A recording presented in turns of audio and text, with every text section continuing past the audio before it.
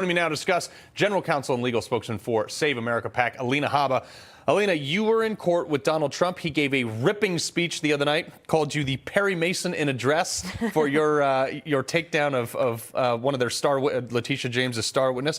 What happened in that trial? Regarding Michael Cohen, yeah. We got him to admit under oath in an open court that he lied twice. And it shouldn't be surprising at this point. Right. I have to be careful with what I say. Obviously, I'm in the middle of a trial, but it's been widely reported, and it did happen. It was a pretty epic day. That's all I'll say on that one. Barring giving us any legal strategy, what is the Democrats' strategy here? I think that's very obvious. I think that what you just spoke about spells it out, right? So they don't want him to win.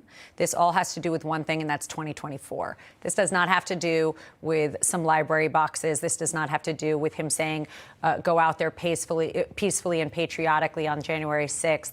This does not have to do with him giving a statement of financial condition to banks who made money and profited off of giving him loans that were never in default. That just doesn't make sense because there is no there. Right. This is all political. This is all AGs, DAs trying to make a name for themselves, the Fannie Willises of the world who nobody knew beforehand. And, they will have a name for themselves. Unfortunately, when we win, it will not be a good one. Well, speaking of somebody trying to get a name for himself, Chris Christie spoke out on Morning Joe, of all places, about Trump's legal battle. Listen to what he said. This is deadly. It's done. He's going to be convicted. But it's over. Can't he run for president and put delay and get out of it? Well, I don't think he can delay it. No, I don't have the impression that this district court judge in Washington is amenable to delay. I mean, this is the guy who gave us Christopher Wray, by the way. So don't get me started on Chris Christie. I saw Chris Christie in a restaurant once, and he told me, Alina, be nice to me. I'll never forget it. And it was before he had decided to run. Now I know why. Yeah. I'm not going to be that nice to you, Chris. Yeah. You're not doing well. He's not doing well. And his whole shtick right now is to piggyback on talking about Trump. Frankly, just like Michael Cohen did. Yeah. You just piggyback and try and get a name for yourself, and it doesn't work. He's failed at many times in politics. He's going to fail again, clearly. And frankly, he should just drop out at this point, in my opinion. Well, I think so, too. I mean, look, you have the former vice president who dropped out early, couldn't hold a candle. I mean, it's pretty clear who the American people preferred. But, Trump sounded off, obviously, about the current state of Washington. Listen to this. This is awesome. Washington, D.C., our once beautiful capital, has become a dirty, crime-ridden death trap that must be taken over and properly run by the federal government.